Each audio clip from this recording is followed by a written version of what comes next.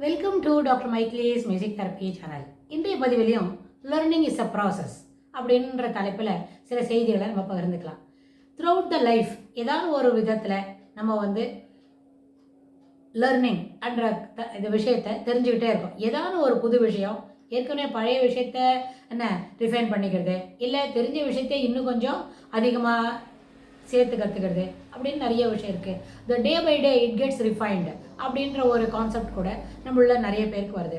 அதனால் ஒரு ஸ்கூல் போகிற நேரத்தில் பள்ளிக்கூடம் படிக்கிற பசங்க என்ன கற்றுக்கிறதா இருந்தாலும், ஒரு அடலசன்ஸில் என்ன கற்றுக்கிறதா இருந்தாலும், அதுக்கப்புறம் அடலசன்ஸ் முடிஞ்சு அடல்ட்ஹுட்டில், early adulthood, middle adulthood, late அடல்ட்ஹுட்லலாம் என்ன நம்ம கற்றுக்குறோம் அப்படின்னு சொன்னால், ஓவர் த பீரியட் சில கான்செப்ட்லாம் முதல்ல கற்றுட்டு தான் இருந்தாலும் over the period already it has been learned அப்படின்னா இந்த learned material gets refined over the period அப்படின்றது தான் நிஜமான நிஜம். லைஃப் அப்போ தான் ப்ராக்ரெஸாக இருக்கும். ஒரு தடவை சில விஷயங்களை கற்றுனுட்டோம், அதுக்கப்புறம் எதுவுமே இல்லை அப்படின்றதா இல்லை. ஓவர் த பீரியட் எல்லாத்தையுமே புதுசாக மீண்டும் மீண்டும் அதை என்ன பண்ணிக்கிறோம், we are adding new channels to that, we are adding new ideas to that அப்படின்னு புதுசாக மேலே கற்றுக்கிட்டே இருக்கோம். பழைய கற்றுன்றது மேலே புது விஷயங்களை சேகரிச்சுக்கிட்டே இருக்கும். இது ஒரு நார்மலான விஷயம்தான், எல்லா ஹியூமன் பீயிங்ஸ்க்கும் இது ஏற்புடையது தான். ஆனால் இந்த பியூபர்ட்டி டைமில் சில நேரத்தில் இந்த பொன் பசங்களுக்கு, அதாவது லேட் சைல்ட்ஹுட் முடியும் பொழுதும் பியூபர்ட்டியும் it may likely to overlap at some place. அப்போ என்ன ஆகும், சம் பிளேஸ்ன்றது ஒரு ஃபியூ மந்த்ஸ்க்கு ஓவர்லேப் ஆகும். அப்போ அந்த பியூபர்ட்டி பீரியடும் போது பிள்ளைங்களுக்கு emotionally they may be bit disturbed first thing.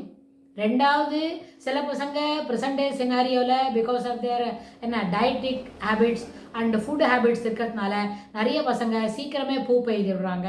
நிறைய பெண் பசங்கள் பூ பெய்தறதுனால அதை எப்படி மேனேஜ் பண்ணிக்கிறதுன்னு அந்த குழந்தைக்கும் தெரியல. ஏன்னா அது சின்ன குழந்தையா இருக்கிறதுனால. ஒரு 25 இயர்ஸ்க்கு முன்னாடியெல்லாம் பேசணும்னு சொன்னால் அப்போ என்ன இருக்கும், 14, 15 அதுபோல் ஏஜில் பெரிய ஆகிட்டு இருந்தாங்க. சிலப்போ 12, 13, இப்போல்லாம் என்ன ஆகுது 9 அதுலேருந்து 12.5 அதுக்குள்ளே நிச்சயமாக பசங்க ரொம்ப ஆல்மோஸ்ட் ஒரு 50 பொன் பிள்ளைங்க இருக்குதுன்னு சொன்னால் 50 பொன் பிள்ளைங்களில் 48 பொன் பிள்ளைங்க இந்த பிட்வீன் 9.5 to 12.5க்குள்ளேயே ஆகிடுது. ஏதோ 1-2 பசங்க 1 or 2 months டிலே ஆகுது. அது கூட அவங்களுக்கு வேறு ஏதான ரீசன் இருக்குமே தவிர மற்றபடி 14, 15 எல்லாம் இப்போ இல்லவே இல்லை. Everybody gets into maturity by puberty attain பண்ணுறது 12.5 வயசுக்குள்ளேயே நடந்துடுது. அப்போ அது என்னாச்சு, எர்லி சைல்ட்ஹுட் இல்லை, லேட் சைல்ட்ஹுட் முடிய போகிறது. ஒரு 11.5 லேட் சைல்ட்ஹுட் முடிய போகிறதுன்னு சொன்னால் அது ஓவர்லேப் ஆகுது அந்த பியூபர்ட்டி பீரியடில். So how to manage the childhood இருக்கிற பியூபர்ட்டியை எப்படி மேனேஜ் பண்ணுறது அப்படின்றது ஒரு பெரிய முக்கியமான விஷயம். அம்மாவுக்கும் அந்த குழந்தைய எப்படி மேனேஜ் பண்ண சொல்லி கொடுக்கறது, அது குழந்தைய எப்படி கிராஸ் பண்ண வைக்கிறது. Because she is only child, she hasn't matured. ஏன்னா இன்டர்னல் ஆர்கன் வேணால் மெச்சூர் ஆகிடுது அப்படின்றத வெளியில் காட்டுறதே தவிர mentally the child may not have 120 மாதம் 140 மாதம் ஆகலை குழந்தைக்கு. அப்படின்னா அந்த 140 மாதம் 12 144 150 மந்த்ஸ்க்கு அப்புறம் தான் அது மெச்சூரிட்டியை பற்றி நம்ம பேச முடியும். அப்போ தான் சொல்லி கொடுத்தா சில முக்கியமான கான்செப்ட்லாம் மனசுக்குள்ளே வரும். ஸோ அந்த அடிப்படையில் 2 பேரையும் எப்படி மேனேஜ் பண்ணுறது, அம்மாவும் தன்னை மேனேஜ் பண்ணிக்கணும், அந்த குழந்தையும் அவள் மேனேஜ் பண்ணணும். பொன் குழந்தையாக தான் இருக்குது. ஆல்மோஸ்ட் ஒரு 50 பேரண்ட்ஸ் இருக்காங்கன்னு சொன்னால் 48 பேரண்ட்ஸ்க்கு என்ன இருக்கு, கேர்ள் சைல்டு தான். அப்போது கேர்ள் சைல்டை எப்படி மேனேஜ் பண்ணுறது, அந்த குழந்தைக்கு பியூபர்ட்டியை எப்படி ஈஸியாக ஹேண்டில் பண்ணுறது அப்படின்னு சொல்லி கொடுக்கணும்னா அதில் 2-3 விஷயம். அந்த ஆர்கன் தான் மெச்சூர் ஆச்சே தவிர அது பாக்கி இருக்கிற ப்ராசஸ் ஆஃப் இன்டர்னல் ஆர்கன்ஸ் மெச்சூரிட்டியை வெளியில் காட்டுறது கொஞ்சம் நேரம் பிடிக்கும். அப்போ சில ஃபிசிக்கல் ப்ராப்ளம்ஸ்லாம் வரும். அது எப்படி சரி பண்ணிக்கிறது அப்படின்னா, அப்போ எல்லாமே ஸ்பீக் பாசிட்டிவ். முதல் விஷயம் ஸ்பீக் பாசிட்டிவ். இது சரியாயிடும், ஒன்றும் ஆகாது, எல்லாமே சரியாக தான் நடக்கும் அப்படின்னு அதுக்கு உண்டான அளவில் எல்லா செய்தியும். இதில் முதல் ரெஸ்பான்சிபிலிட்டி ஸ்பீக் பாசிட்டிவ்ன்றது அது அம்மாவுக்கு தான். அவள் அம்மாவுக்கு சொல்லிக் கொடுக்கணும். இன்னும் கேட்டால் சில பேரண்ட்ஸ் என்ன செய்யலாம், என் குழந்தைக்கு 12 வயசு ஆகிடுது, இப்போ எப்போ பெருசாகிடும்னு எனக்கு தெரியல, அதனால் எனக்கு யாரான கைடு பண்ணுவாங்களா அப்படின்னு அவங்களே தேடி பார்த்து சில ஒரு சைக்காலஜிஸ்ட்கிட்ட போய் தான் எப்படி தன்னை மேனேஜ் பண்ணிக்கணும், தன் குழந்தைய எப்படி மெயின்டைன் பண்ணணும் அந்த குழந்தையை எப்படி மேனேஜ் பண்ணி how you have to educate the child to be என்ன conscious about her periods, about her puberty, அதை பற்றி அந்த குழந்தைக்கு எப்படி சொல்லிக் கொடுக்கணும் அப்படின்னு நம்ம சொல்லணும். அது அவள் அம்மா தெரிஞ்சுக்கிறது ரொம்ப அத்தியாவசியமான விஷயம் முதல்ல. ரெண்டாவது, அவளுக்கு அந்த குழந்தைக்கு என்னெல்லாம் சொல்லிக் கொடுக்கணுமோ அதை முதல்ல தன் தாய் தெரிஞ்சுக்கிறது ரொம்ப சிறப்பானது. அவங்க என்ன பண்ணலாம், ஸ்பீக் பாசிட்டிவ் வச்சுக்கலாம். அப்புறம் எதுவுமே சரியாகாதது அப்படின்னு சொல்லி குழந்தைய நெகட்டிவாக சொல்லி பயமுறுத்தாமல் அதை நேர அளவில் அதை சொல்லிக் கொடுக்கலாம். ரெண்டாவது, அப்புறம் மூணாவது ஆஸ்பெக்டில் என்ன சொல்லணும்னா, எதையும் யூ ஃபேஸ் இட் ரியாலிட்டியை ஃபேஸ் பண்ணாதா அப்போ நம்மளுக்கு அதில் சரியாக இருக்கும். அம்மா கிட்ட நிஜம் சொல்கிறதுக்கு சொல்லிக் கொடுக்கணும்.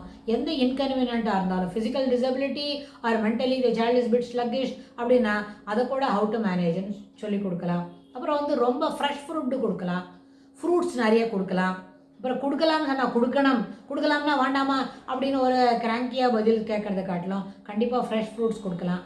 அதுக்கப்புறம் அந்த குழந்தைங்களுக்கு சிலப்போ இங்கே வலிக்கிறது, ஹிப்புக்கு வலிக்கிறது, இல்லாட்டா பேக் பெயின் வருது அப்படின்னு சொல்லுவாங்கன்னா அந்த பேக் பெயினுக்கெல்லாம் எப்படி ஓவர் கம் பண்ணுறது அப்படின்னு சொல்லலாம். அந்த நேரத்தில் ஒரு சிறப்பான ஒரு உளுந்தங்கஞ்சி போட்டு கொடுக்கலாம் அந்த குழந்தைகளுக்கு. அந்த பீரியட்ஸ் வரப்போகிறது சரியா இல்லை அப்படின்னு சொன்னால் அதுக்கு 2 நாள் 3 நாள் முன்னாடியே சிறப்பான ஒரு உளுந்தங்கஞ்சி எப்படி பண்ணுறது. அவங்களோட வீட்டில் தாத்தா பாட்டி இருப்பாங்க, பாட்டி இருப்பாங்க. அந்த பாட்டியோட அறிவுரையை கேட்டு ஒரு நல்லவான கெட்டியமான ஒரு உளுந்தங்கஞ்சி போட்டு கொடுத்தா the child will be more happy.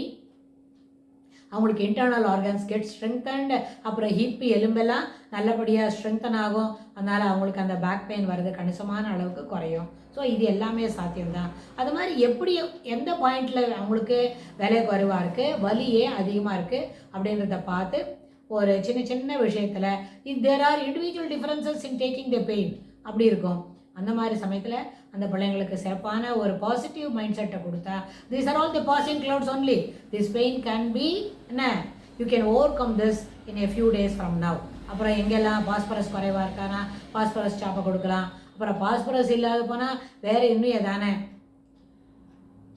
அவங்களுக்கு குறைபாடு உள்ளதாக இருந்தால் அயர்ன் இருக்கிற சாப்பாடு கொடுக்கலாம். உடனே மெடிக்கலில் கெமிக்கல் சப்ளிமெண்ட்ஸ் வேண்டாம். Instead this things can be given by food இன்டேக்கில் நிறைய அளவுக்கு எடுத்துக்கிறதுக்கு சொல்லலாம். அயர்னில் இருக்கிற என்ன க்ரீன் வெஜிடபிள்ஸ், என்ன கீரை, அப்புறம் வந்து சுண்டல், அதுபோல் நிறைய சாமான்லாம் கொடுத்து குழந்தைகளை சரிப்படுத்தலாம். இது எல்லாமே சாத்தியம்தான். ஆனால் இதுக்கு முதல்ல என்ன பண்ணணும், அம்மாவுக்கு முதல்ல மனசில் தைரியம் வர வச்சுக்கணும். அவங்க வந்து பாசிட்டிவாக விஷயத்தை அப்ரோச் பண்ணணும். இதுக்கு தொடர்புடைய செய்தி it is also a learning. It is a learning process both for the mother and the child. அந்த கேர்ள் சைல்டுக்கு எப்படியெல்லாம் அந்த ஃபிசிக்கல் எயில்மெண்ட் இருக்குது அதெல்லாம் சில பசங்க பேக் ஏக் வருது, அப்புறம் வந்து இந்த இடுப்பெல்லாம் வெளிக்கிறது அப்படின்னு சொல்லும், காலெல்லாம் திருப்பி மொல்ல தூக்கி போடுறது சொல்லும். So all these things can be rectified by taking quality in food.